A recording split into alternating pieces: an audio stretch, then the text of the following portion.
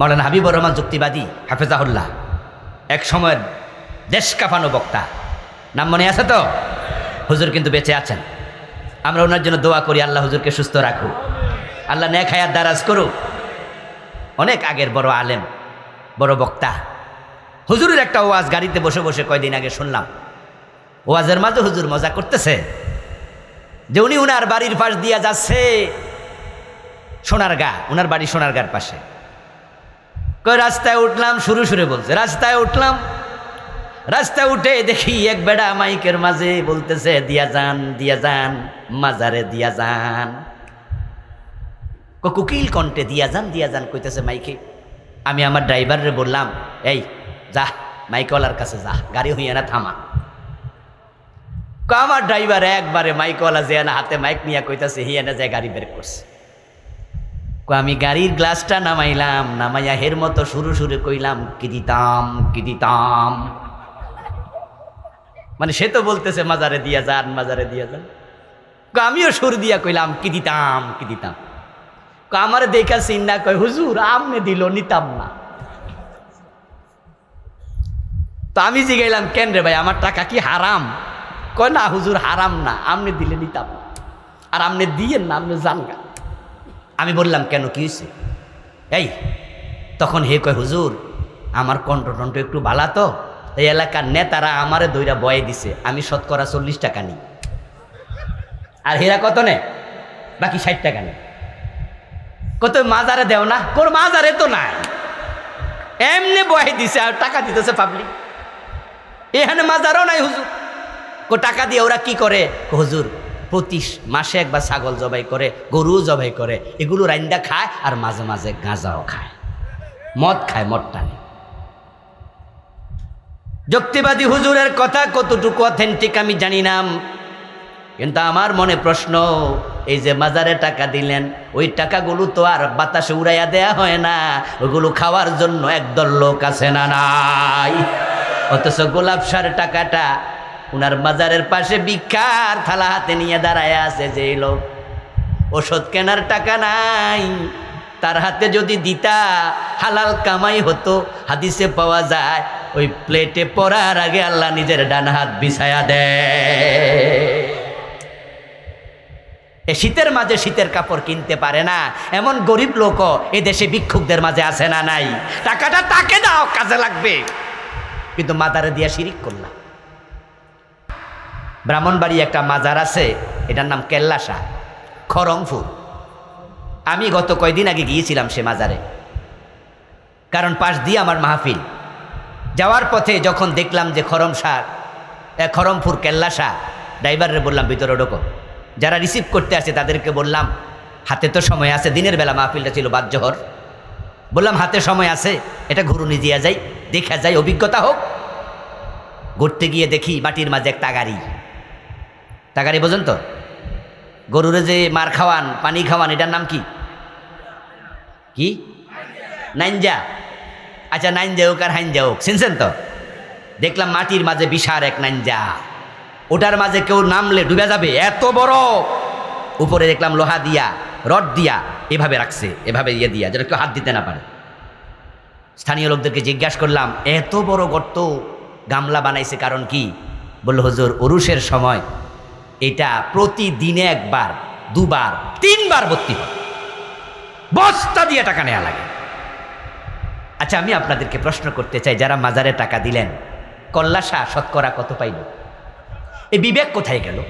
বিবেকটা আপনার কোথায় গেল? দিলেন কারে, খাইল কেডা? বরং আপনার পীর 1 টাকাও পায় নাই, আর মরার পরে টাকার কোনো প্রয়োজনও নাই। আপনি দিলেন কাকে আর খাইল কিছু এমন লোক, যেই লোকেরা আপনার মানতের টাকা দিয়ে গাঁজা পর্যন্ত খায়, গাঁজা পর্যন্ত খায়। বাংলাদেশে শিরিকের অভাব নাই, এভেলেবেল শিরিক। যে এলাকায় ভণ্ড পীরের মাজার আছে ওই এলাকায় শিরকের বাজার মিলে যায়। মাজারে মানত করা শিরিক, মাজারে চাওয়া শিরিক, মাজারে সেজদা করা শিরিক। মাজারের নামে মানত করো, মাজারের নামে শপথ করে, কসম করে, মাজারের নামে কসম করা শিরক। দেখবেন মসজিদে বিদ্যুৎ চলে গেছে, মোমবাতি নাই, সভাপতি ধমকায়, মুয়াজ্জিন সাহেব মোমবাতি লাগান। এশারের টাইমে হঠাৎ বিদ্যুৎ চলে গেছে। মুয়াজ্জিন সাহেব বলে, স্যার পাবলিক তো এখন মোমবাতি দেয় না, আর বিদ্যুৎও তেমন যায় না, আমরাও কিনি না, আচ্ছা মোবাইলের লাইট লাগাই দিই। কয়টা লাগাই দেন। মোবাইলের লাইট লাগাই আসা পড়ছে। মসজিদে মোমবাতি নাই, কিন্তু মাজারে যাইয়া দেখবেন দিনের বেলায় মোমবাতি জ্বলে, এমন মাজার আছে না নাই? আচ্ছা ওই মোমবাতি কি জিব্রাইল আমিন দিয়া গেছে? কেডা দিল? তো মসজিদে না দিয়া হেন এত দেখেন। আহারে মুসলমান, আহারে মুসলমান, ঢাকার গুলিস্তানে গেলে দেখবেন যে মোড়ের মাঝখানে একটা মাজার আছে, এটার নাম নাকি গোলাপ শাহর মাজার। আমি জানি না গোলাপ শাহ কেমন মানুষ ছিলেন, তিনি আল্লাহর ওলি কিনা আমি জানি না, তার ব্যাপারে বদ ধারণা করবো না, হতেও পারে তিনি আল্লাহর ওলি। কিন্তু আপনার বিবেকের কাছে আমার প্রশ্ন, আপনি যে সেখানে টাকা দিলেন, গোলাপ শাহ কত টাকা পাইছে? শতকরা কি 10% পাইছে? কত পাইছে? দিলেন কারে, খাইলো কেডা? বাংলাদেশে শিরকের অভাব নাই, কুফরের অভাব নাই, ভণ্ড পীরের অভাব নাই। ভণ্ড পীরের ফেরে যে পড়ছে সেই ইমান হারায় বসে আছে। এই দেশের মতো এত ভণ্ড পীর পৃথিবীর আর খুব কম দেশে আছে, যেই দেশে ল্যাংটা বেড়া ফিরালি করে, ঠিক কিনা? এদেশের মানুষের মাথায় মগজ নাই, শয়তান গোবর ঢুকাইয়া দিছে, গোবর। যে ল্যাংটা হাঁটে ওরও পাবলিক মূল্যে মাজার বানাইয়া দেয়। আশ্চর্য মানুষ, বিবেকে কুকুর প্রস্রাব করে দিয়েছে। যেই লোকটা ল্যাংটা হাঁটে, এই লোকটা পীর হইল কেমনে? এটা তো মাথায় সমস্যা, পাগল, ঠিক কিনা? তার হিসাব আল্লাহর হাতে ছেড়ে দেন। কারণ কেউ যখন মজজুব হয়ে যায়, মজনুন হয়ে যায়, পাগল হয়ে যায়, পাগলের উপরে শরীয়তের বিধান আর কার্যকর থাকে না। এই জন্য পাগলের উপর নামাজও ফরজ থাকে না, কারণ জুনুনিয়ত আসলে তো ওযু ভেঙে যায়।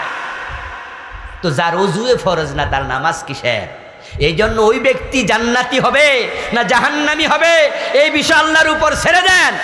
কিন্তু তাকে আপনি পাগল না বইলা পীর বানাইলেন কেমনে?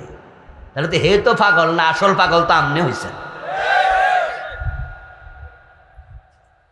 যেই যাকে মানে সে তার মতো হতে চায়, এটাই দুনিয়ার নিয়ম। আমরা রাসূলুল্লাহকে মানি, তাই আমাদের দাড়ি রাসূলের মতো হতে চায়, আমাদের পাঞ্জাবি, আমাদের টুপি, আমাদের নামাজ, আমার রোজা, আমার জিকির, আমার তাসবিহ। আমি মসজিদে ঢুকি ডান পা দিয়া, বের হই বাম পা দিয়া। ঘুমানোর সময় ভাবি আমার নবী কেমনে ঘুমাইছে, ঠিক কি না? আমি রাসূলের মতো হতে চাই, উনার মতো চলতে চাই। এই জন্য খাওয়ার সময় ভাবি আমার নবী কোন হাতে ভাত খাইছে, খাবার খাইছে। আচ্ছা, কিছু কিছু ইয়াং পোলাপান দেখবেন মাথা চুলের কাঠিন, আমাদের লগে মিলে না। কিরে এহেন্দি কাডা ওহান্দি এরম জিগাইলে কয় এটা হুজুর রোনাল্ডো। তো তুমি আবার হের কাটিন নিছো কেন? হুজুর বিশ্বকাপে সে আমার সবচেয়ে ফেভারিট খেলোয়াড়। এরকম চুলের কাটিন, পায়জামার কাটিন, প্যান্টের কাটিন দেখবেন যে আপনার সাথে মিলে না, কারণ যে যাকে ভালোবাসে সে তাকে অনুসরণ করে। এবার আমার প্রশ্ন, তোমরা যারা ল্যাংটার মুরিদ হয়েছে তাকে ভালোবাসো, তোমরা ল্যাংটা হও না কেন? বুঝতে হবে তোমাদের ভালোবাসার ভিতরে ভণ্ডামি আছে।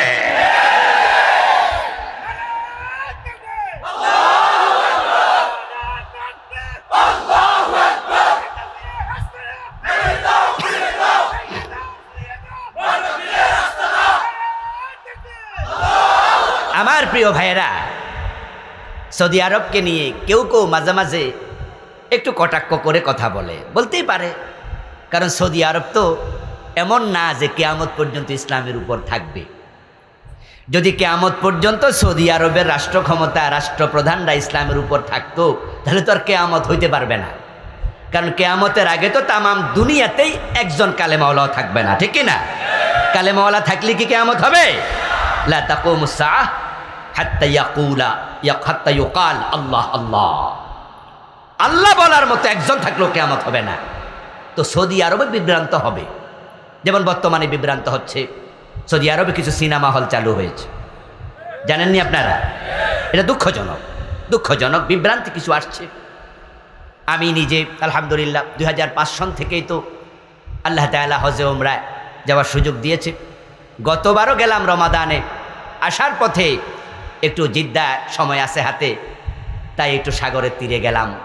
আমার 2 ছেলে আমার সাথে ছিল, ওরারে বললাম যে সাগরের তীরে ঘুরতে যাবি নাকি, সময় তো হাতে আছে। বলল চলেন। এর আগে আমি অনেকবার গিয়েছি সেখানে, সাগরের তীরে ঘুরতে, সুন্দর জায়গা। কিন্তু গতবার গিয়ে দেখলাম এমন দৃশ্য যেটা আমি আর কোনো দিন দেখিনি। সেখানে গিয়ে দেখি ওড়না নাই বুকে, মাথার চুলগুলো সারা, স্কার্ট পরা, শুধু স্কার্ট, পায়জামাও নাই, হাঁটু পর্যন্ত স্কার্ট, ইয়াং মেয়েরা হাঁটতেছে। সৌদি আরবে মাথার চুল ছেড়ে দিয়ে মেয়েরা হাঁটবে, যেটা আমরা আজ থেকে 10 বছর আগে ভাবতেও পারি নাই। বরং ওই দেশের আইন ছিল, বিমান থেকে যদি কোনো কাফের, কোনো অমুসলিম নেমে এয়ারপোর্টের বাহিরে যায়, তাকেও বোরকা পরতেই হবে। কিন্তু গতবার গিয়ে আমি তো আশ্চর্য হলাম, ইন্না লিল্লাহি ওয়া ইন্না ইলাইহি রাজিউন। যাই হোক, আমার কথার মোটিভ সেটা নয়। বিভ্রান্তি আসছে, সমালোচনা আসবে, কিন্তু আলহামদুলিল্লাহ সৌদি আরবে কোনো মাজার আছে? নাই, শিরিক নাই। কাতারে কোনো মাজার নাই, দুবাইতে কোনো মাজার নাই, আরব বিশ্বের অনেক দেশ আছে যেগুলোতে শিরিক নাই। কিছু কিছু বিভ্রান্তি, কিছু কিছু ত্রুটি বিচ্ছুতি ঢুকছে, কিন্তু শিরিক নাই। এই জন্য ওই দেশের মানুষের এখন ঈমান নিরাপদ। কিন্তু বাংলাদেশে ঈমান রাখা কত কঠিন। ঘরে ঘরে বন্যার পানির মতো শিরিক ঢুকতেছে। ঈমান রাখে দেশে বড় কঠিন, কারণ আমাদের দেশে এখন আমাদের প্রাইমারি হাই স্কুলের সিলেবাসে পর্যন্ত শিরিক এবং কুফর ঢুকিয়ে দেয়া হচ্ছে। আগে স্কুল কলেজে পড়লে অশিক্ষিতরা শিক্ষিত হতো, অবুঝ মানুষ বুঝদার হতো। আর সিলেবাসে এখন এমন শিরিক, এমন কুফর ঢুকাচ্ছে, স্কুলে লেখাপড়া করেই আমাদের বাচ্চারা বেঈমান হয়ে যাবে। আগে স্কুল কলেজ মাদ্রাসায় না পড়লে মূর্খ থাকতো, সামনের দিকে অবস্থা এমন হবে স্কুল কলেজে না পড়লে ঈমানদার থাকবে, আর স্কুল কলেজে পড়লে বেঈমান হবে। কারণ সিলেবাসে শিরিক, সিলেবাসে কুফর। কথাকে আমি বুঝাইতে পারতেছি? 1835 সনে গোলাম আহমদ কাদিয়ানের জন্ম যদি না হতো, তাহলে এই লোকটা নবুয়ত দাবিও করতো না, কাদিয়ানিরা বেঈমানও হইতো না, ঠিক না? আচ্ছা আপনারা বলুন তো, কোনো হিন্দু কি কাদিয়ানি হয়েছে? কোনো খ্রিস্টান কি গোলাম আহমদ কাদিয়ানের প্রতি ঈমান আনছে? তাহলে যারা কাদিয়ানি হলো তারা নিশ্চয় মুসলমানের সন্তান। আর এই লোকটা জন্ম না হলে এই লোকগুলো বেঈমান। তো সিলেবাসে আগে বিবর্তনবাদ ছিল না, সিলেবাসে আগে ট্রান্সজেন্ডার ছিল না, ধর্ম যার যার, উৎসব সবার, এই স্লোগানটা আগে সিলেবাসে ছিল না। ছেলে হোক মেয়ে হোক, দুটি সন্তান যথেষ্ট, এই স্লোগান সিলেবাসে ছিল না। জনগণ সকল ক্ষমতার উৎস, এই স্লোগান সিলেবাসে ছিল না। কিন্তু এখন আমি যেই কয়টা বলছি সবগুলো সিলেবাসে ঢুকেছে, আর এগুলো বিশ্বাস যে করবে আল্লাহর কসম সে বেঈমান হয়ে যাবে। কেন বেঈমান হবে? কারণ কোনোটা কুফর, কোনোটা শিরিক। ঈমানদার হওয়ার নিয়ম আপনি জানলেন, ঈমান থাকবে না, শয়তান চুরি করবে, এটাও আপনাকে আমি শোনালাম। কোরআনে তার আরেকটি দলিল আছে। বনি ইসরাইল একজন ব্যক্তি ছিল, যা নাম ছিল বালাআম ইবনে বাউরা। সে ছিল মুজাবুদ দাওয়া, মুস্তাজাবুদ দাওয়া। এত বড় আল্লাহর ওলি ছিল যে হাত তুলতে দেরি, দোয়া কবুল হতে দেরি হতো না। কিন্তু এক পর্যায়ে ওই বালাআম ইবনে বাউরা বেঈমান হয়ে, ঈমান হারা হয়ে মারা গেছে।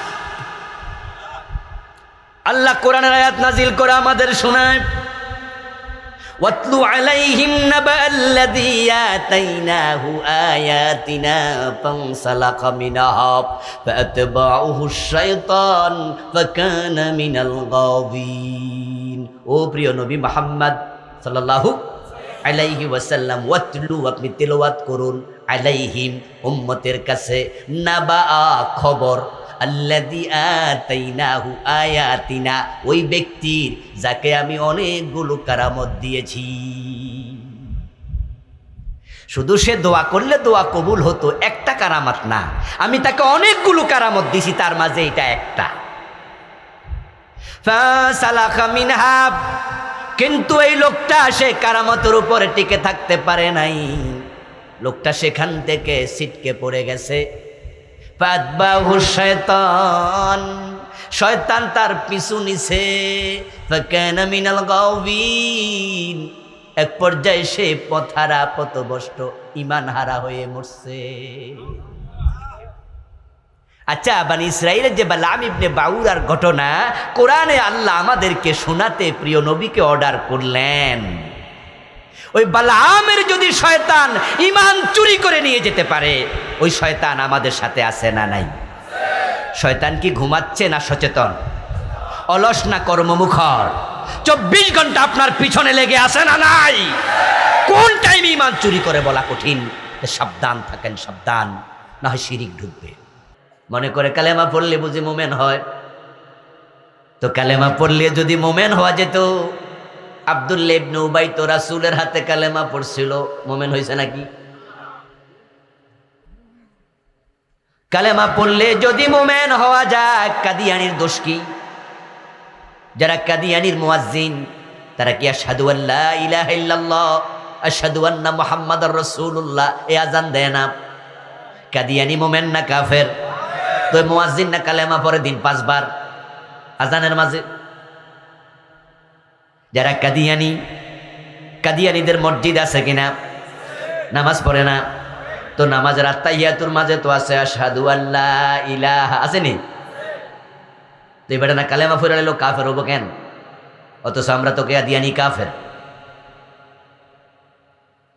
ও দোস্ত, কালেমা পড়লে যদি মোমেন হওয়া যেত, আব্দুল্লাহ ইবনে উবাই তো মুনাফিকদের নেতা থাকার কথা না। তবে হ্যাঁ, মোমেন হওয়ার জন্য কালেমা পড়া আবশ্যক, কালেমা পড়তেই হয়। কিন্তু মোমেন হয়ে কেমনে মোমেন হওয়া যায়, কেমনে কালেমা পড়া লাগে? ইসলামের দেয়া নিয়ম ফলো করা লাগবে। নামাজ পড়া ফরজ, আপনি জানলেন। মসজিদেও গেলেন, ডাইরেক্ট যাইয়া ঢুকে রুকু করে লাইলেন, কেরাতও পড়লেন না, তাকবীরে তাহরিমা দিলেন না, ডাইরেক্ট রুকুতে চলে গেলেন, নামাজ হয়েছে নি? নামাজ যিনি ফরজ করেছেন, সিস্টেম তিনি নিজে শিখাইছেন। এই জন্য প্রিয় নবী বলছেন, আম্মানি জিবরিলু ইনদাল বাইতি মাররাতাইন। আল্লাহ মেরাজের রাতে নামাজ ফরজ করে রাসূলকে পাঠাইছে দুনিয়ায়। যান, দুনিয়ায় চলে যান। 50 ওয়াক্ত ছিল শুরুতে, পরে কমতে কমতে 5 ওয়াক্ত নামাজ নিয়ে প্রিয় নবী দুনিয়া আসলেন। আসার পর আল্লাহ জিবরিল আমিনকে পাঠাইয়া দিলেন। রাসূলুল্লাহ বলেন, জিবরিল আমিন কাবার পাশে 2 দিন 10 ওয়াক্ত নামাজে আমার ইমাম হইয়া আমারে নামাজ শিখাইছে। আম্মানি জিবরিলু ইনদাল বাইতি মাররাতাইন, সহিহ বুখারীর riwayat। 2 বার। প্রথম দিন 5 ওয়াক্ত পড়ছে, প্রথম ওয়াক্তে আউয়াল ওয়াক্ত। দ্বিতীয় দিন আবার 5 ওয়াক্ত পড়ছে, আখের ওয়াক্ত। এ 10 ওয়াক্ত নামাজের জিবরিল ছিলেন ইমাম। কেমনে রুকু করা লাগে, কেমনে সেজদা করা লাগে, কেমনে নামাজ শুরু করা লাগে, কেমনে শেষ করা লাগে, কোরআনের মাঝে এগুলো নাই। কোরআনে আছে সংক্ষেপ, আকিমুস সালাহ, নামাজ কায়েম করো। কোরআনে আছে ওয়ারকাউ ওয়াসজুদু, রুকু করো, সিজদা করো। ফাকরাউ মা তায়াসসারা মিনাল কুরআন, কোরআন থেকে যা সহজ তার তেলাওয়াত করো। কিন্তু শুরুতে আল্লাহু আকবার কওয়া লাগবে, তারপর সুবহানাকাল্লাহুম্মা পড়া লাগবে, তারপর সূরা ফাতিহা দিয়ে শুরু করা লাগবে, তারপরে একটা কেরাত পড়া লাগবে, তারপর রুকুর সময় মাথা ঝুঁকাতে হবে, 3 বার তাসবিহ পড়তে হবে, তারপর মাথা তুলতে হবে, তারপর সেজদা 2 বার করতে হবে, সেজদা কপাল মাটিতে ঠেকাতে হবে। এগুলো কোরআনে বিস্তারিত আছে নাকি? রাসূল কিভাবে জানলেন? ওই যে বললাম যে আল্লাহ নামাজ ফরজ করেছে, তিনি জিবরিল পাঠাইয়া নিজে নামাজ শিখাইছে। জিবরিলকে বলছে, যাও এইভাবে আমার নবী মুহাম্মদকে নামাজ, কথা বলেন না ভাই, এইভাবে নামাজ শিখাও। এবার রাসূলুল্লাহ সাল্লাল্লাহু আলাইহি ওয়াসাল্লাম নামাজ শিখলেন। শিখার পরে এবার তিনি কি বলছেন শুনুন। তিনি বলতেছেন, সাল্লু কামা রাআইতুমুনি উসাল্লি। ও দুনিয়ার মুসলমান, তোমরাও নামাজ পড়ো সেভাবে আমি নবী মুহাম্মদকে নামাজ পড়তে দেখো যেইভাবে। এখন আপনি মসজিদে ঢুকলেন, ঢুকে ডাইরেক্ট রুকু মাইরা দিলেন, নামাজ তো হবে না। কারণ আমার নবী সরাসরি রুকু দিছে নাকি তাকবীরে তাহরিমা বানছে?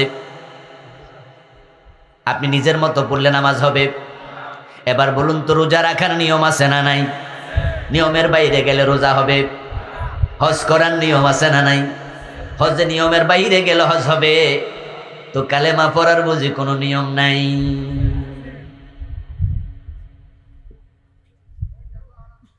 আপনি মসজিদে গিয়া নিজের মন মতো নামাজ পড়বেন, নামাজ হবে না। হজে চলে যাবেন, এই মাসে হজ কইরা চলে আইসে যাইয়া। যদি আপনি কোন কি হজ করছেন, এখন তো হজের মাস না, আপনি করেন অসুবিধা কি? আমি আরাফায়ও গেছি, মিনায়ও গেছি, ফাতরও মারছি, তখন বলা হবে হজের মাস তো জিল হজ, আরাফায় যাবেন 9 তারিখ, মন মতো আজকে গেলে হবে না। আপনি করলেন মিয়া বাদ দাও, বুড়া মানুষ, ভিড় কম, তাই গেছি। কি হজের সময় ভিড় কম না বেশি? আর এই মাসে এজন্য এখন সাইরে আইছি। দুনিয়ার সব আলেম বলে দেবে মিয়া তোমার মন মতো বললে হজ হবে না। হজ ফরজ করেছেন যিনি, কেমনে করা লাগবে নিয়ম শিখাইছেন তিনি। এবার রাসূল কি বলে শুনুন, কালান নবী সাল্লাল্লাহু আলাইহি ওয়াসাল্লাম খুযু আন্নী মানাসিকাকুম, তোমাদের হজ কেমনে করা লাগে আমি নবী থেকে সেটাও শিখে নেও। এখন কালেমা পড়ে যে মুমিন হয়ে গেলেন, আব্দুল্লাহ ইবনে উবাই তো হলো না। আপনাদের কাছে এই কাশি এলাকায়, বিপুলাসার এলাকায় হিন্দু আসেনি? হিন্দু দোকানদার, শিক্ষিত ডাক্তার মানুষ, ওষুধ বেচে, ডিসপেন্সারির মালিক। শিক্ষিত হিন্দু দোকানদারের কাছে গেলেন, যাওয়ার সময় একটা সাদা কাগজের মাঝে বাংলায় লিখলেন লা ইলাহা ইল্লাল্লাহু মুহাম্মাদুর রাসূলুল্লাহ। তারপরে কাগজটা হাতে নিয়ে হিন্দু দোকানদার ভদ্রলোকের কাছে বললেন যে ভাই, আমি একজন মূর্খ টুরুক্ষ মানুষ, লেখাপড়া জানি না, এখানে জানি কি লেখা আছে একটু পড়েন তো। ওই বেটা বিশ্বাস করছে, কইরা সুন্দর করে হাতে লইয়া কয় লা ইলাহা ইল্লাল্লাহু মুহাম্মাদুর রাসূলুল্লাহ। আর মিয়া এইডা না লেখা? আপনি কাগজটা হাত থেকে টান দিয়ে আইনা কইলেন চালাকি করছি, তোমারে কালেমা পড়াইয়া দিছি, মুসলমান বানাইয়া দিছি। ও হিন্দু বেটার সাথে সাথে কব রাম রাম রাম, আমি আবার কবে মুসলমান হলাম? আপনি বলবেন চালাকির সুযোগ নাই, মোবাইল কিন্তু পকেটে আছে, রেকর্ড কইরা লাইছি। এবার মোবাইল বার করে আপনি অডিও রেকর্ড শোনান, বেডা নিজের কণ্ঠে শুনতেছে লা ইলাহা ইল্লাল্লাহু মুহাম্মাদুর রাসূলুল্লাহ। উচ্চারণে কোনো ভুল টুল নাই, ঠিকঠাক পড়েছে। আপনাদের কাছে ফতুয়া চাই, জবাব দেন, আসলে কি লোকটা মুসলমান হয়েছে? তো কালেমা তো পড়লো, মুসলমান হইল না, কারণ কি? কারণ সিস্টেমে এটা নাই। কালেমা পড়লে মুমিন হওয়া যায় না, সিস্টেম ফলো করো। সিস্টেম কি? আল্লাহ তাআলা কোরআনে বলছেন শুনুন, ফামান ইয়াকফুরু বিত-তাগুতি ওয়া ইউমিন বিল্লাহি ফাকাদ ইসতামসাকা বিল উরওয়াতিল ওয়াসকা লা ইনফিসামা লাহা। আওয়াজ দিয়ে সুবহানাল্লাহ পড়েন। বাতাসটা আমার গায়ে লাগতেছে না, একটু আগে দিয়ে না, পিঠে সরে বসুন। আল্লাহ তাআলা বলছেন দুনিয়ার মানুষ কালেমা পড়ে মুমিন হওয়ার নিয়ম শিখাও। হ্যাঁ মুমিনেরা, নিয়ম জানা দরকার আছে না নাই? যারা এই নিয়মের মাঝে পড়েন নাই তারা আজকে আবার কালেমা পড়বেন। নিয়মের বাইরে যাইয়া কোটিবার কালেমা পড়ল, মুমিন হওয়া যাবে না। সাবধান সাবধান। যেই লোকটা গোলাম আহমদ কাদিয়ানকে নবী মনে করে, ওই লোকটা যদি কোটিবার কালেমা পড়ে, লোকটা মুমিন না কাফের? কালেমা পড়েও কাদিয়ানি মুমিন নয়, কারণ সিস্টেমের বাহিরে চলে গেছে কালেমা। আল্লাহ তাআলা সিস্টেম বলে দিলেন। সিস্টেমটা হলো, যেই ব্যক্তি কালেমা পড়তে চায় আগে তার কলবটাকে কুফর থেকে তাগুত থেকে মুক্ত করে নিতে হবে, কারণ একই কলবে কুফর তাগুত এবং কালেমা একসাথে থাকে না। আমাদেরকে দাও, সোজা দাও, এত কথা করলে আর ওয়াজ করবো কোন সময়, যাও। আমার প্রিয় ভাই, আপনারা যারা সকালবেলায় গাই গরুর দুধ দহন করেন, যেই পাতিলের মাঝে দুধ আপনি দহন করবেন, ওই পাতিলটাকে ডাইরেক্ট দুধ দহন করেন নাকি আগে ময়লা পরিষ্কার করেন? আচ্ছা, বাংলাদেশে একজন দুধ দহনেওয়ালা পাওয়া যাবে যে ময়লার মাঝে দুধ রাখছে? এই জন্য দেখবেন যে বালতিতে দুধ নেয়, হে আগে বালতির দিকে চায়, যে পটের মাঝে দুধ দহন করে সে পটের দিকে চায়, প্রয়োজনে হাত দিয়া তলার মাঝে একটা ঘষাও মারে, মাইরা আগে দেখে দুলটুল আসেনি, সন্দেহ লাগলে আগে পানি দেয়, পানি দিয়ে একটা নাড়া মারা দিয়া পানিটা ফালাইয়া দেয়, ঠিক না? কারণ সবাই জানে দুধ ভালো, কিন্তু নষ্ট পাতিলে রাখলে আর ভালো থাকবে। তোমার কলমের মাঝে তাগুতের প্রতি ভালোবাসা আছে, তোমার কলবে কুফর আছে, শিরক আছে, ওই কলবে কালেমা ঢুকাইলে লাভ কি?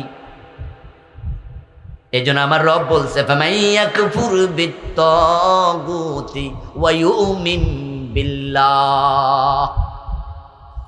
কোরআনে আছে ওয়ারকাউ ওয়াসজুদু, রুকু করো সেজদা করো। এই শব্দের মাঝে শুধুমাত্র রুকু সেজদা নাই, আরেকটা আছে, সেটা হলো সিরিয়াল। রুকু একটা ফরজ, সেজদা একটা ফরজ। আগে কোনটা? এতগুলা ভাই কথা বলছেন না কেন?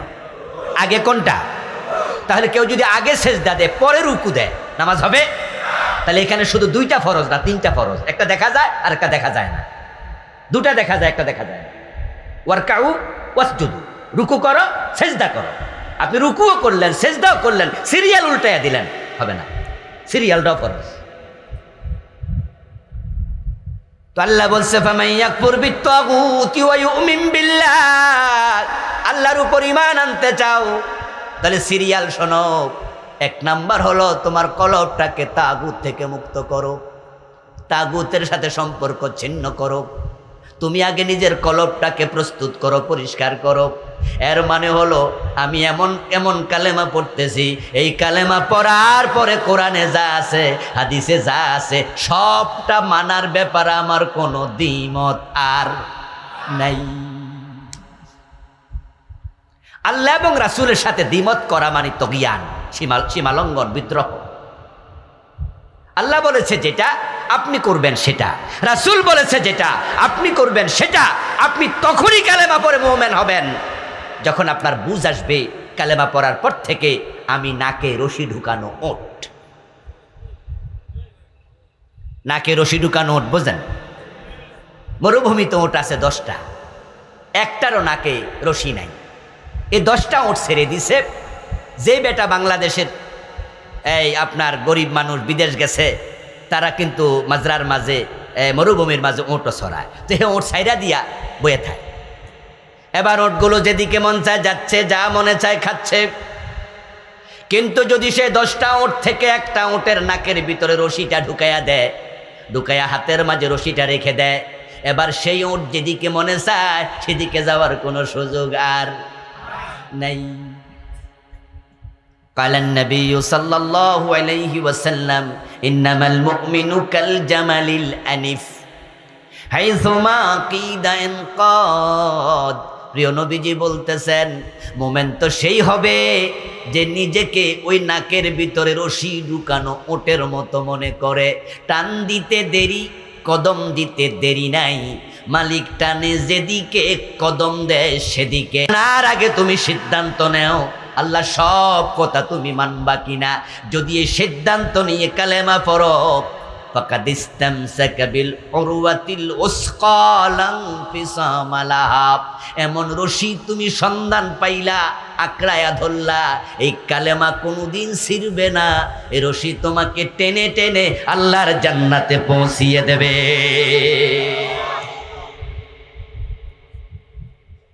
আমার প্রিয় ভাইরা, সূরা নিসার মাঝে আপনারা পড়বেন 5 নাম্বার পারার আগের আয়াত, 5 নাম্বার পারার প্রথম আয়াত সহ 4 নাম্বার শেষ, 5 সহ পড়তে গেলে সেখানে দেখবেন 14 জন নারীকে ইসলাম বিবাহ করতে নিষেধ করছে। হুররিমাত আলাইকুম উম্মাহাতুকুম ওয়া বানাতুকুম, এরকম বলতে বলতে মা বিয়ে করো না হারাম, বোন বিয়ে করো না হারাম, ফুফি বিয়ে করো না হারাম, খালা বিয়ে করো না হারাম, বলতে বলতে এবার 5 নাম্বার পারা শুরুতে বলছে ওয়াল মুহসানাতু মিনান নিসা, যে নারীর স্বামী আছে তারেও বিয়ে করো না, এটাও হারাম। আচ্ছা, এখন যেই মেয়ের স্বামী আছে এই মেয়ে যদি কারোর সাথে পলাইয়া চলে যায়, আমাদের দেশে এমন ঘটনা আছে না নাই? বিয়ের পরের দিন খালতো ভাইয়ের লগে ফলাই চলে গেছে, এখনো হাতের মেহেদি শুকায় নাই, ঠিক কি না? বিবাহের গয়না গাটি লইয়া ফলাইয়া যায়, এমন ঘটনাও পছন্দ হয় নাই স্বামী, বাসর ঘর থেকে পলাই চলে গেছে, এমন ঘটনাও। আচ্ছা, এই মেয়ে তার খালাতো ভাইকে ফলাইয়া লইয়া কুমিল্লা থেকে সিলেট চলে গেল। সিলেট যাওয়ার পরে ওখানে তারা কোর্ট ম্যারেজ করবে, সার্টিফিকেট শো করলো কাজীর কাছে। কোর্ট ম্যারেজ করার জন্য গিয়ে দেখালো ওনার বয়স 25, আমার বয়স 20, আমরা দুজন দুজনকে পছন্দ করি, ভালোবাসি, আমরা বিয়ে করতে চাই, আমাদের মা বাবা বিয়ে দেবে না, এই কারণে আমরা চলে আসছি। এখন ইসলামী শরীয়ত মোতাবেক দুইজন সাক্ষী রেখা আমাদের বিয়ে পড়াইয়া দেন। এই জাতীয় বিয়ে বাংলাদেশে কোর্ট ম্যারেজ একটা সিস্টেম আছে কিনা? এখন সিলেটের কাজী সাহেব মনে করলো দুইজনেই অ্যাডাল্ট, তো রাষ্ট্রীয় আইনে তো এই বিবাহ নিষিদ্ধ না, দিল বিয়ে পড়াইয়া। কিন্তু এই মেয়া যে গতকালকে আরেক বেডারে বিয়ে করছে এটা কিন্তু কয় নাই, এটা যে আরেকজনের বউ কাজীর কাছে কয় নাই। কাজী সাহেব 10 লাখ টাকা মহারণা নির্ধারণ করলো, 2 জনের জায়গায় 4 জন সাক্ষী রাখলো। সিলেটের সবচেয়ে বড় মাদ্রাসার প্রিন্সিপাল সাহেব কাইনা বিয়াটা পড়াইলো, কিন্তু এটা আরেকজনের বউ, বিবাহটা হইছিনি। 2 জনে বিয়ে করে আবার বাবার কাছে মেয়েটা ফোন লাগাইলো, আব্বা আমারে খোঁজাখুঁজি কইরা লাভ নাই, আমি কিন্তু চলে আইছি খালতো বাইরে লইয়া। মেয়ের বাবা শুনে বলল, মা তুই কি করলি? তোরে না গত রাতে বিয়া দিছি, আরেক বিয়া করলি? কহেডা থুকু, ও বেটার আমার পছন্দ হয় না, এজন্য আমার খালতো বাইরে বিয়া করে ফেলছি। তখন মেয়ের বাবা বলল, কি আর করা, এখন যেহেতু বিয়া কইরাই লাইছো তো আমিও যা রাজি, তবে এখন ওই ছেলের বাবারে আমি রাজি করি, সে তো আমার বায়রা। খালতো ভাই হইলে কি ওরা নিজেরা নিজেরা কি? বাইরার কাছে গিয়ে বলল, তোমার মাইয়া আমার ফোলা তো আকাম করছে, এখন কি করতাম? রাজি হইয়া যাও। এখন ছেলের বাবাও রাজি, মেয়ের বাবাও রাজি। বলুন তো বিয়েটা কি শুদ্ধ হয়েছিনি? কারণ এটা তো আরেক বেটার বউ, শুদ্ধ হইব কেমনে? তামাম দুনিয়ার সব মানুষ যদি রাজি হয় বিয়ে কিন্তু হবে না। অন্যের বউ বিয়ে করতে নিষেধ করেছেন কে? এখন ছেলে মেয়ে 2 জন বাড়ি চলে আসলো, 2 পরিবার মেনে নিল।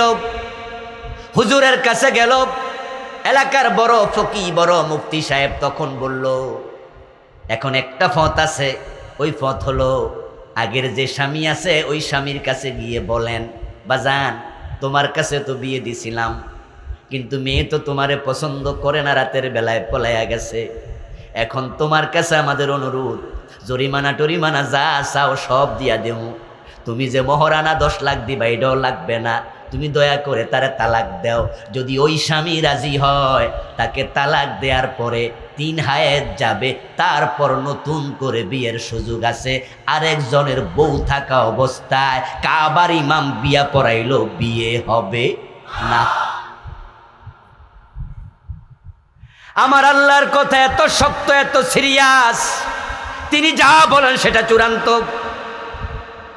আমার আল্লাহ বলেছে 5 নম্বর আয়াতের প্রথম আয়াত, ওয়াল মুহসানাতু মিনান নিসা,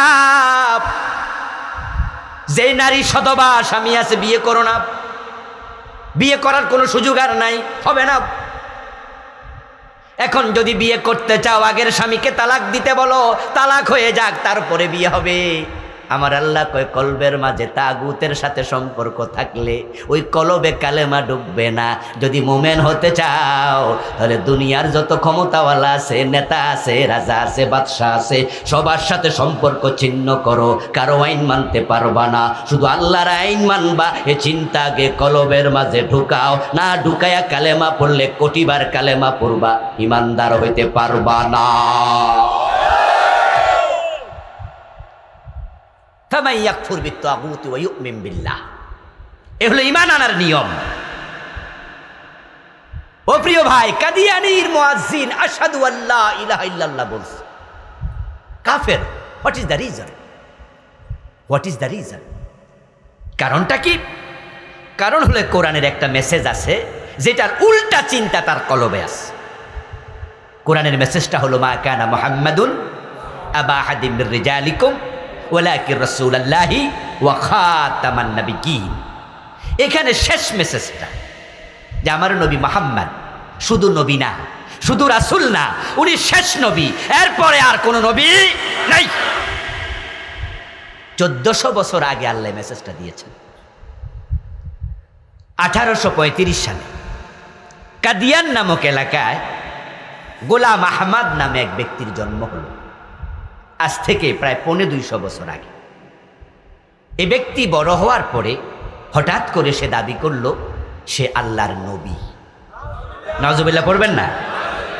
গোলাম আহমদ নামে একজন ব্যক্তি, যার বাড়ি কাদিয়ান নামক এলাকায়, তৎকালীন ভারত উপমহাদেশ, ব্রিটিশ কালে, ব্রিটিশ যুগের ঘটনা, 1835 সনের ঘটনা। 1757 সালের ফলাশির আম্রকাননে সিরাজউদ্দৌলার পরাজয়ের পরে ব্রিটিশরা আসছে, আর এই ঘটনা ঘটছে তার জন্ম 1835 সালে ভারত উপমহাদেশ। এই লোকটা যখন সে নবী দাবি করলো, তখন এই উপমহাদেশের সব মুসলমান বলল না না না, আল্লাহ বলছে মুহাম্মদ শেষ নবী, এরপরে আর নবী হবে না, আমরা তোরে মানি না। তারা মোমেন থেকে গেল। একদল লোক তারা ধোকায় পড়ল, গোলাম আহমদ কাদিয়ানকে তারা নবী হিসাবে মেনে নিল। আল্লাহর ওই মেসেজটা তাদের কলবের সাথে সংঘর্ষ লেগে গেল। তাগুত মানে কি? তগিয়ান, বিদ্রোহ, সীমালঙ্ঘন। আল্লাহ যা বলবে তার উল্টা, এটার নামে তগিয়ান। আল্লাহ বলছে মুহাম্মদ শেষ নবী, আর কিছু লোক বলল না গোলাম আহমদ তুমিও নবী। তার কলবের মাঝে এখন আনুগত্য না বিদ্রোহ?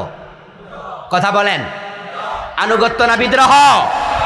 পুরা কোরআনের সাথে না একটা মেসেজের সাথে? একটা মেসেজের সাথে। কাদিয়ানি 5 ওয়াক্ত নামাজ নিয়ে কথা বলে না, বলে আমরা 5 ওয়াক্ত নামাজ মানি। কাদিয়ানিরা বলে রোজা মানি, হজ মানি, জাকাত মানি, তাসবিহ মানি, জিকির মানি, পাগড়ি মানি, মাসওয়াক মানি, সব মানি, কিন্তু মুহাম্মদ শেষ নবী এটা তারা মানে না। কয় এও নবী।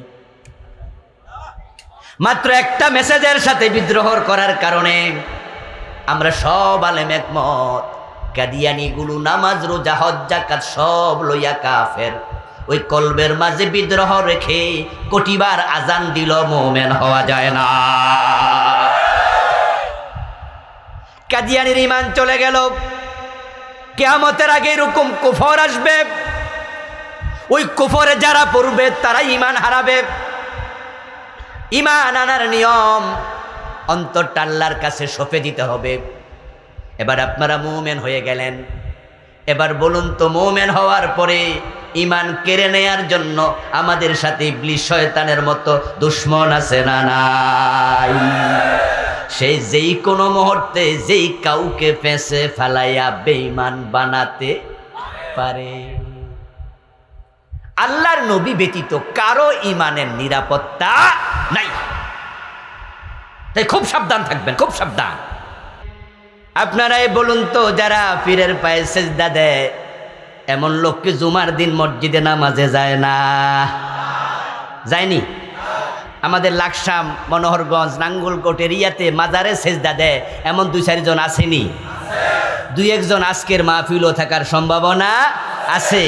আচ্ছা, ওই লোকটা যে পীরের পায়ে সেজদা দিল, সে নিজেকে যদি মুশরিক মনে করত, সে কি আর মসজিদে যাইতো? সে মনে করে অসুবিধা নেই, যারা পীরের পায়ে সেজদা দেয় তাদেরকে তাদের পীর সাহেবরা শিখাইছে এটার নাম সেজদায়ে তাজিমি। এটা দিলে কোনো অসুবিধা নাই, তারার কাছে দলিল আছে। কিন্তু আমি ভণ্ড পীরদের দলিল শুনেছি দুই একজনের মুখ থেকে, তারা দলিল দেয়। আচ্ছা, আবুল কালাম আজাদ বাসার হুজুররা যে কয় অন্যরে সেজদা দিলে ইমান যায়, আল্লাহরে শুধু দিতে হবে, এটাই যদি ঠিক হতো তাহলে ফেরেশতারা যে আদমরে সেজদা দিছে, তো ফেরেশতাদের ইমান কি গেছেনি? ফেরেশতারা কি বেঈমান নি, মুশরিক নি? কয় না। তাহলে কি বোঝা গেল? আদমরে সেজদা দিল ইমান যায় না, এটার নাম সেজদায়ে তাজিমি। তো তোমরা আমরারে দেও, আমি হইলাম ফির, তোমরা হইলাম মুরিদ, ইজ্জতের সেজদা, ইমান যাইব না। এটু শরীয়তে জায়েজ নাই, তবে মারফতে। আমার বন্ধু বোকা মুরিদা বেগে বলে কথা তো ঠিক, যদি আল্লাহ ছাড়া অন্যকে সেজদা দিলে ইমান চলে যেত, তাহলে আদম নবীর সেজদা দেওয়ার কারণে ফেরেশতারাও তো বেঈমান হওয়ার কথা। তাহলে পীর সাহেব হুজুর তো ঠিক কথাই কইছে, ফেরেশতারা তো বেঈমান হয় নাই, তাহলে আমরা ফিরেরে সেজদা দিলে আমরা কেন বেঈমান হব?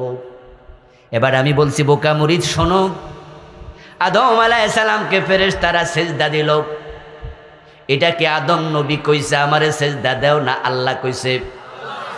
তো তোমার ফিরে যে সেজদা তুমি দিলা, আল্লাহ কোন জায়গায় কইছে ফিরে দাও? কথা বুঝেন? কিন্তু আদম কি কইছে ফেরেশতারা আমারে সেজদা দাও, নাকি আল্লাহ কইছে? তো তোমার ফির হইল আমারে দাও, তো আল্লাহ কোথায় কইছে ফিরে দাও? এক নাম্বার প্রশ্ন। দুই নাম্বার প্রশ্ন হলো, আদম নবীরে ফেরেশতারা সেজদা দিছে, কোরআনের এই আয়াত যেটা আছে ওয়াইযা কুলনা লিল মালাইকাতি ইসজুদু লি আদম, এই আয়াতটা আপনাদের ভণ্ড পীর আগে শুনছে না আবু বকর ওমর আগে শুনছে? আদম আলাইহিস সালামকে ফেরেশতারা সেজদা দিয়েছে, এই আয়াত আবু বকর ওমর শুনলো সবার আগে, ওসমান আলী শুনলো আমাদের আগে। এই আয়াতের দলিল দিয়া যদি মানুষকে সেজদা করার অনুমতি থাকতো, আবু বকর ওমর বিশ্ব নবীকে সেজদা দিতেন সবচেয়ে বেশি। আর এই আয়াতের দলিল দিয়া যদি মানুষকে সেজদা দিতে পারতো, মা আয়েশা প্রিয় নবীর সেজদায় পড়ে থাকতো। ও দোস্ত, রাসূলের চেয়ে বড় পীর নাই, সাহাবাদের চেয়ে বড় কোনো আশেক মুরিদান নাই, কিন্তু কোনো সাহাবী প্রিয় নবীকে জীবনে একটা সেজদাও দেন নাই। এতে প্রমাণ হয় ভণ্ড পীর যে ফতুয়া দিছে, এই ফতুয়ার মূল্য ইসলামে এক আনাও নাই। যে ইমানটা মানুষের চলে যাবে, যদি সতর্ক না থাকে, ওই ইমান চলে যাবে মোট 10 কারণে। আমরা যে 5টা ফরজ শিখেছি, ইসলামের মৌলিক রোকন 5টা, তার মাঝে নামাজ, রোজা, হজ, যাকাত, 1 নম্বরে হলো ইমান। বলুন তো নামাজ ভঙ্গের কারণ আছে না নাই? ওযু ভঙ্গের কারণ আছে না নাই? রোজা ভঙ্গের কারণ আছে না নাই? তো ইমান ভঙ্গের কারণও আছে, কিন্তু কোন কারণে ইমান ভাঙে এদেশের জানে কয়জনে? আপনার সাথে এক লোক নতুন মসজিদে গেছে, বেনামাজি আর কি, জুমার নামাজ পড়ে না, এমন কিছু হতভাগাও বাংলাদেশে আছে, কিন্তু নতুন বিয়া করছে, শ্বশুর বাড়ি যাইয়া দেখে যে পিসি পোলাপানও নামাজ পড়ে। এখন তো শ্বশুর বাড়ি যাইয়া পড়ছে বিপদে। জুমার দিন ঘরে বউ কানে কানে কয়, এই আজান হয়েছে, ঘরে কি করেন, মসজিদে যাবেন না? বেড়া মনে মনে কয়, আমি তো অজু করতেও জানি না, কিন্তু শরমে কয় নাই। এখন ছোট শালার সাথে মসজিদে গেছে, ঘাটলায় উজু করছে। শালা কেমনে উজু করে দুলাভাই দেখে, দেখা হাত মুখ টোপ সব ধুয়ে লাইছে, এসে যা ধুইছে। মসজিদের বারান্দায় গেছে, আর বেটার পেট খারাপ, পিছনের রাস্তা দিয়া গ্যাস বাইর হয়েছে। গ্যাস বাইর হওয়ার পরে ছোট্ট একটু আওয়াজ হয়েছে, পাশে শালা টের পাইছে, কিন্তু তাকায় দেখে দুলাভাইয়ের কোনো বোধ নাই। দুলাভাই যে হাওয়া টাওয়া ছাইরাও নামাজে খারাই গেছে। নামাজ শেষ করার পরে দুলাভাইরে এবার জিগায়, দুলাভাই আমার কাছে কেন একটু সন্দেহ লাগলো, পেটের থেকে কিছু আওয়াজ টাওয়াজ আমনেমনি বাইরে ছিল। তো দুলাভাই কয় শর্মের কি আছে, পেটটা বেশি ভালো না। হ্যাঁ, আমার একটু হাওয়া বাইরে ছিল। তো হাওয়া বাইরে হলে আপনি অজু আবার করবেন না? তারপরে যে দেখলাম যে এরপরও নামাজ। দুলাভাই কয় শালা, হাওয়া বাইরে হলে কি অজু ভাঙ্গা যায়? তখন শালা বুঝলো কোন কারণে অজু ভাঙ্গে দুলাভাই জানেই না। আচ্ছা, দুলাভাই যে জানে না, না যায় না নামাজ পড়ে ফেলছে, আপনাদের ফতুয়া চাই, আসলে কি নামাজটা হয়েছে? না যায় না বিষ খাইলে মরে না, না যায় না বিদ্যুতে ধরলে শক করবে না, তো না যায় না ইমান হারাইলে তুমি কি জাহান্নামে যাওয়া লাগবে না? 10 কারণে ইমান ভেঙে যায়। এ নিয়ে আমি বই লিখেছি আরো 2 বছর আগে। এই বইটা আমি লিখেছি, ইমান, বইটার নাম ইমান কুফর ও নিফাক। 10 কারণে ইমান ভাঙে। 1 নাম্বার, ইমান ভেঙে যাবে কুফরি করলে। কুফরি কি? 56টা কুফর এখানে লিখেছি, যেগুলো বাংলাদেশে অ্যাভেলেবেল চলছে। قال النبي صلى الله عليه وسلم إن العبد لا يتكلم بالكلمة من سخط الله لا يلقي لها بالا يهبي بها في جهنم। মানুষ না বুঝে, সিরিয়াস না হয়ে হালকা ভাবে এমন কোন কথা বলে, মুখ থেকে কথাটা বের হওয়ার সাথে সাথে আল্লাহ নারাজ হয়, কুফরি হয়ে যায়, শিরিক হয়ে যায়, আল্লাহ জাহান্নামের মাঝখানে ফেলে দেয়। অথচ এটা যে কুফর বেটা জানেই না, এলমের অভাব। এই জন্য ইসলামে আমল লাগে না, এলেম আগে। এলেম হচ্ছে প্রথম ফরজ। কোরআনে যত আদেশ আছে, যত আয়াত আছে, প্রথম আয়াত যেটা নাজিল হয়েছে সেটা কি ছিল? ইকরা। কি ছিল? ইকরা শব্দের অর্থ কি? এজন্য কোন কারণে ইমান ভাঙে 56টা লিখেছি। আপনাকে পড়তে হবে, আমার বই পড়তে হবে জরুরি না, অন্য রাইটারদের বই পড়ুন, কিন্তু জানতে হবে। না জানলে নিজের অজান্তেও বেঈমান হওয়ার সম্ভাবনা। 2 নাম্বার কারণ শিরিক। এ নিয়ে আমি আলাদা বই লিখেছি। ওই বইতে আমি 29টা শিরিক লিখছি। আমার প্রিয় ভাই, আমি জানি ওয়াজ করে চলে যাব, অর্ধেক ওয়াজ মাঠে থেকে যাবে, 50% বাড়ি যাবে, 7 দিন পরে আবার চলে যাবে অর্ধেক, 1 মাস পরে হয়তো অনেকে ভুলেই যাবে। কিন্তু যদি এগুলো লিখা থাকে তাহলে মাঝে মাঝে উল্টাইলে মনে থাকবে। এ বই ছোট্ট, 29টা শিরিক লিখছি। একটা শিরিক করলে ঈমান যায়। আর আপনি 1 থেকে 29 পর্যন্ত পড়বেন, এমনও তো হতে পারে নিজের অজান্তে সেখানে আপনিও আছেন। ও ভাই, ভবিষ্যৎ জানার জন্য ঠাকুরের কাছে যায়, গণকের কাছে যায়, পত্রিকার পেজে মাঝে মাঝে দেখি পুরা পেজের অর্ধেকটা রাশি ফলওয়ালারা দখল করেছে। কুম্ভ রাশি, কর্কট রাশি, কি রাশি, তুলা রাশি, নিচে দেখবেন রাশি ফল। এই রাশিওয়ালার আগামী মাস ভালো যাবে, এই রাশিওয়ালার আগামী সপ্তাহে ভালো চাকরি হতে পারে, এই রাশিওয়ালার আগামী মাসে বিয়ে করলে বিবাহটা উত্তম হবে। অথচ আল্লাহর কসম, 1 সেকেন্ড পরে কি হবে আল্লাহ ছাড়া কেউ। গায়েবের মালিক কে? গায়েবের মালিক কে? তো তুমি ঠাকুরের কথা, গণকের কথা, রাশিওয়ালার কথা বিশ্বাস করো কেন? এটা তো শিরিক, এটা তো শিরিক।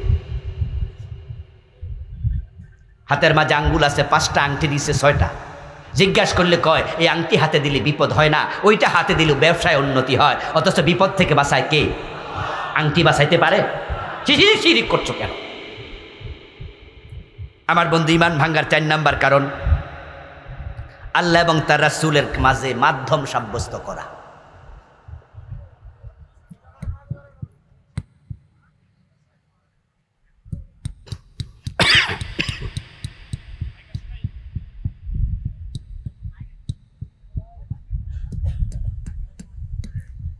উঠবেন না প্লিজ, বসেন।